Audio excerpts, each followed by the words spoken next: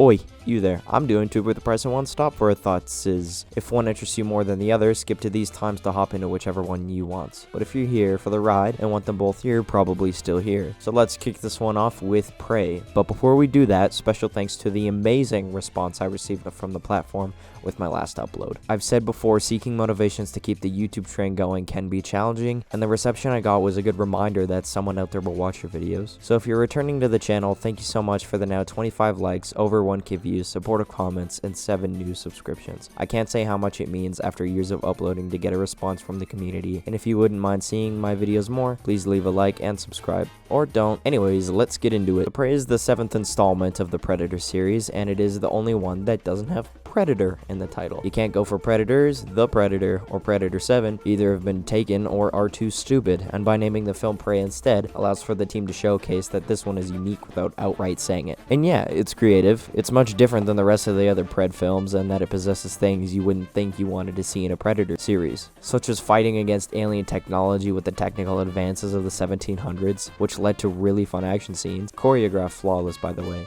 Like throwing the knife at this dude while fighting another dude behind you, then pushing the knife deeper into that guy and yoinking it out and jabbing the dude behind you. And how do you fight an alien whose technology is thousands of years more advanced than yours with just an axe? With your brain, by outsmarting the beast, which was always super exciting to see. I feel like they depicted the protagonist's quick thinking really well, and applying lessons learned from earlier into the final confrontation. I was pretty into it all. I will say a few times they steered away from the gore, like an off-screen decapitation or despining, like it was going for PG-13, but this is Predator, that we came to see that. I will say though, what we lack for in visual, we make up for in audio. I watched this one with headphones, as one does, and the noises were beautifully visceral. The noises the Pred made, or his tech, or even the killing sounds were godly. When there was CGI, it also looked pretty great. CG snakes, bunnies, and bears all looked good, and until they moved, and then I was like, okay. But that's a small complaint, given how little CG there is. They use a lot of practical effects, and the Predator is played by a real guy. Anytime the Predator used his gear on the evil French dudes, I was absolutely into this. This is totally what I want from a Predator movie. Something different. A change I knew the series needed, but didn't know how to envision.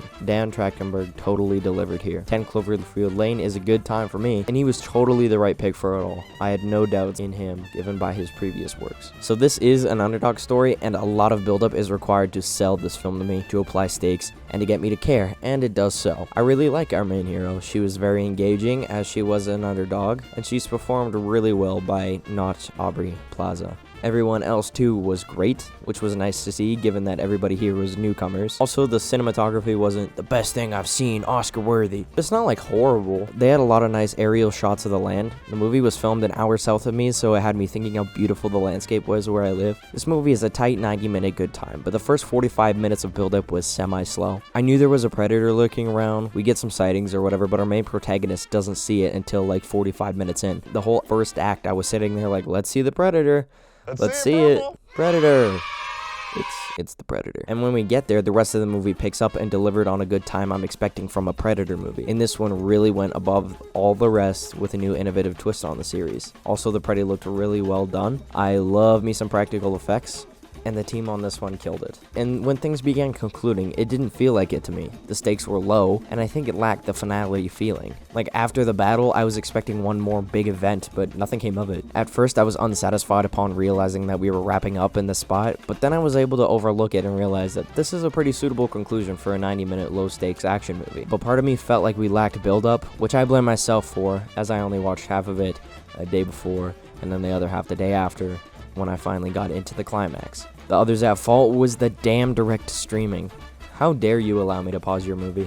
Seriously though, this would have definitely benefited from a theatrical release. It has the heart, plus people would have seen it on the big screen, but whatever. Looking past that, I did have fun with this one, and in the end I'm giving Prey a good ol' 7 out of 10. You should probably check it out if you've got Hulu or Disney Plus, given whatever country you're in. Bodies, Bodies, Bodies, or as I'm calling it BBB for short, is an A24 release, and it kind of feels like it. It has a very similar feel to this year's earlier X, in that it is an indie feeling horror comedy for millennials. And like X, I had an alright time. I find it really hard to relate to a lot of the characters, being as that I'm simply just not their age and mental reflection.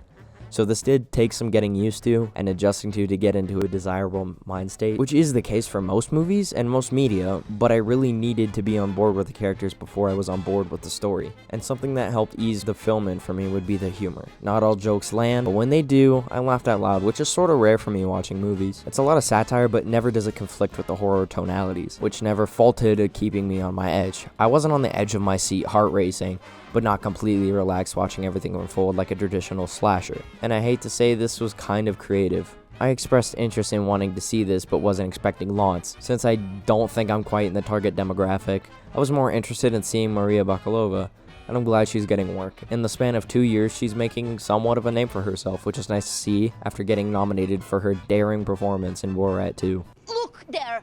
It's a woman driving a car. That is not a woman, that is Dog the Bounty Hunter. I thought Bakalova was quite good here, and so was Amanda Stenberg. They provided good performance backbone for the film. Everyone here is entertaining to watch, but not so connectable either. It's hard to find someone to be your favorite to watch when most of the characters feel and talk similar. In the film, you have young, rich Gen Z peoples, which is a finite demographic to hit. It's not really so much for the mainstream audience. I wasn't really into the dialogue either. It was kind of like meta, which is the point, as it was played up for irony. BBB also has a few good scares. I think it succeeded in keeping an audience entertained. A lot of decisions made here were fun to watch and to predict how it would play out. I wasn't overly impressed with the horror elements, but I will say I went in expecting something similar to Scream and ended up getting more of a murder mystery, and for that, it does quite well in keeping you guessing. So I'll have you know this is a murder mystery, not a slasher, as the marketing led me on to believe. So if you know what I've just told you going in, and you'll think you're gonna have a good time watching a satirical A24 film slash whodunit slash comedy, poking fun at Gen Zs while having a small stream of creativity, then go for it, because I'm giving BBB a solid 6.8 out of 10. Funny enough, I would have rather seen Bodies, Bodies, Bodies on streaming and Prey in the theater. Weird how that shit works, but hey, BBB is kind of just shot and feels like a small budget horror film, or Prey is shot well, but it has low stakes, but I'm confident it would have worked in the cinema. But anyways, thanks for watching my video. I appreciate the response I'm getting here, and hey, thanks for stopping for a thought.